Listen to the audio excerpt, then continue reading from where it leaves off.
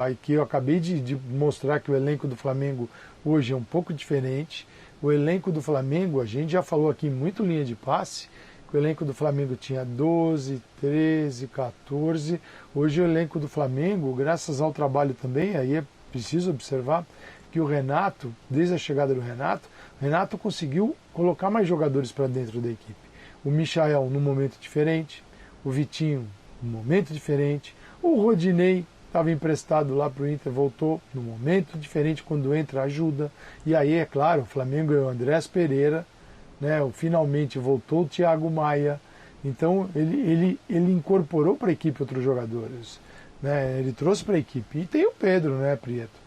O Pedro, você fala, Filipão, o Pedro agora é seu. Entra e joga. Não sai, não se conversa, não se fala mais sobre isso. Então, e o Renato está corretíssimo. Mais uma vez o Gabigol chiou, reclamou, não gostou, e o Renato fez muito bem. O Renato não pode ter um centroavante só, ele tem dois, ele precisa dar o gostinho para o Pedro. Não é fácil manter um jogador como o Pedro no banco de reservas. Não é fácil. Então você precisa dar um pouquinho para ele, dar o gostinho para ele, porque esse cara pode decidir um campeonato. Pode ser ele que vai decidir a Libertadores se o Flamengo passar. Então, a gestão do grupo é uma coisa que está na cabeça do treinador. Se deixar para o Gabigol é mais 10. Mas aí não é um jeito bom de ganhar campeonato. Então, a diferença está aí. Hoje o Flamengo consegue ampliar o elenco, trazer jogadores que estão em um bom nível, uma confiança lá no alto, e o Grêmio lá embaixo, no fundo da tabela, a volta do Felipão. Quer dizer, é a volta da tentativa do Grêmio de restabelecer um passado que deu certo. Além disso, é isso. Não tem mais do que isso. E pegando o Grêmio em reformulação. Jogador saindo, outros perdendo espaço e precisando contratar, e uma ideia mais antiga para reformular tudo isso. Então vai dar trabalho para o Grêmio, e o Flamengo está aí, Prieto, ó, cabecinha na agenda. Domingo tem que ganhar do Grêmio outra vez, porque é Brasileirão, ele está disputando o título do Brasileiro com o Atlético Mineiro. E depois, na quarta-feira, mais uma vitória. Aí é semifinal de Libertadores, a primeira em casa.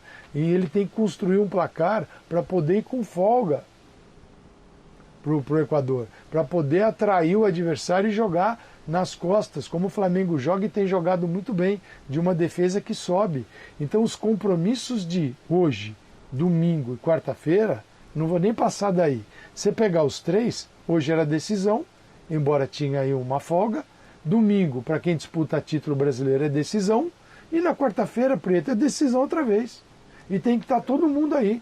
Tem que ver se a Arrascaeta volta, se o Everton Ribeiro está inteiro, que veio da seleção também. Bruno Henrique voltou a treinar, se ele consegue jogar. Recriar o time do Flamengo. Não pode ser esse time aqui para quarta-feira. Aí vai ficar um pouquinho complicado. E você falou que Pedro pode decidir campeonato e está decidindo, né? A cada jogo, uma decisão na Copa do Brasil. Hoje decidiu 2 gols, bola no peito, bicicleta, enfim, uma bela partida no pouco tempo que teve em campo no Maracanã, o Pedro. Então é sobre isso que eu quero conversar com você, Jean, e com o Birner também. Ô Jean, eu fico imaginando o seguinte, ter Pedro e Gabigol no mesmo time é uma ótima para o técnico, não é, Jean? Agora, como é que resolve? Então, a questão, né, Prieto, é que não são só o Pedro e o Gabigol. Como o Flamengo tem muito jogador bom, de fato, eu não acho absurda a escolha do Pedro no banco de reservas, por melhor que ele seja, e ele é muito bom, e eu concordo com o Calçade. Não é só o Felipão que falava, me dá o Pedro e eu coloco ele como titular no time. Acho que praticamente todos os times do Brasil topariam o Pedro para escalá-lo como titular. Agora, colocar o Pedro e o Gabigol não se torna uma obrigação a partir do momento que o Flamengo também tem o Arrascaeta, também tem o Bruno Henrique, enfim, também tem o elenco que tem, né, do Everton Ribeiro, os jogadores ofensivos que tem à disposição. Claro, a gente pode discutir se ele não poderia jogar um pouco mais, um pouco menos, mas eu acho que é mais um detalhe do que qualquer absurdo que a gente possa destacar. E em relação ao Pedro hoje, Prieto, eu queria destacar também a maneira como ele entrou em campo. Os caras ali se matando, brigando, xingando, cuspindo, reclamando, num jogo já decidido, uma vibe absolutamente, acho que errada e desnecessária, e infelizmente esse é o padrão do nosso futebol. E não adianta dizer que o árbitro era ruim, porque árbitro ruim é o que mais tem aqui. Se todo árbitro ruim for justificativa para esse tipo de comportamento que a gente viu no primeiro tempo e também em boa parte do segundo tempo, a gente vai justificar que os jogadores ajam dessa maneira o tempo todo. Então, se o árbitro é ruim, vamos tentar fazer com que ele não seja ainda pior do que ele já é. E os jogadores não fizeram isso praticamente o jogo todo. O Pedro entra e me lembrou muito, né? Até cheguei a escrever um texto sobre isso no meu blog, depois daquele Espanha e Itália, do relacionamento dos jogadores, dos caras se enfrentando num jogo essencial da Euro, importantíssimo, considerando o cara um adversário, mas respeitando o adversário, entendendo que o cara tá querendo ganhar como ele. E acho que o Pedro foi legal, porque ele entrou com aquela pegada dele, né, sorridente, foi lá, deu um baita abraço no Rafinha, que é um mala também, porque o Rafinha é um dos que mais reclama, é bom que a gente diga, mas foi lá, deu um baita abraço, deu um sorriso e tal, e depois foi fazer o quê? Jogar futebol. E o pênalti sai de um lance genial do Pedro, ele converte o pênalti e dá a vitória ao Flamengo. Então é a demonstração, esses poucos minutos do Pedro em campo, demonstram que você pode tratar o adversário com respeito, que você não precisa ser um mala em campo o tempo todo reclamando, xingando e exibindo virilidade, e mesmo assim, jogando futebol, quem diria, a gente pode decidir os jogos no Brasil.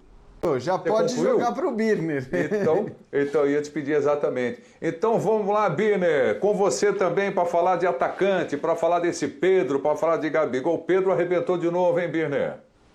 Bom, em primeiro lugar, vale citar que muita gente questionou o comportamento do Pedro, a atitude do Pedro depois da recusa do Flamengo em cedê-lo para a seleção olímpica. E é óbvio que, por mais que o jogador tenha sentido, o jogador nunca foi um problema. Ele sempre foi mais solução do que problema. E se passou por uma pequena má fase, que para mim tinha muito mais a ver com a falta de chances de gol criadas pela equipe do que propriamente com o atleta em si, é completamente normal. Os grandes jogadores passam por fases ruins, jogadores muito melhores que o Pedro, os craques tiveram fases ruins, jogadores piores que o Pedro passam por fases ruins, e o Pedro também teve um momento muito curto em que ele não conseguia fazer gols, até quando jogava bem. Eu acho que eu, no lugar do Renato, teria entrado hoje com um time muito mais mesclado do que ele fez. Porém, como ele diz, ele tem monitorado os jogadores, então se tem o aval de quem cuida da preparação dos atletas, sem problema nenhum. Eu não tenho noção de que nível estão esses jogadores, então eu não posso questionar isso. Mas eu acho legal, como disse o Calçade, que o Pedro entre na equipe num jogo como esse, independentemente do Gabigol se incomodar. Porque o Renato não deu só estímulo para o Pedro. Outros jogadores formados na equipe, o Pedro não é um deles, apesar de ter jogado no Flamengo quando era jovem também, mas outros jogadores formados na equipe entraram numa partida como essa, porque é um jogo de mata-mata, como o Jean disse, o jogo tinha um nível de tensão que, se não é o mais, digamos assim, indicado para o futebol limpo, ele é muito bom para dar cancha aos jogadores que têm pouca rodagem nos times de cima. Então, usar alguns atletas que o Renato foi colocando ao longo da partida, para mim isso é ponto para o treinador. Esses caras, uma hora, podem ser muito úteis na equipe de cima. A ideia é que eles tenham condições de jogar, ou que eles consigam, pelo menos, se valorizar para o Flamengo negociá-los por valores bem legais, como tem feito ultimamente com seus jogadores da base. Então, eu acho que tudo bem hoje. O Pedro entrou, fez uma bela partida. Acho que o Renato acerta na estratégia, se não tem nenhum problema de colocar em risco os jogadores na parte física. E o gremista não deve mais aguentar perder do Flamengo.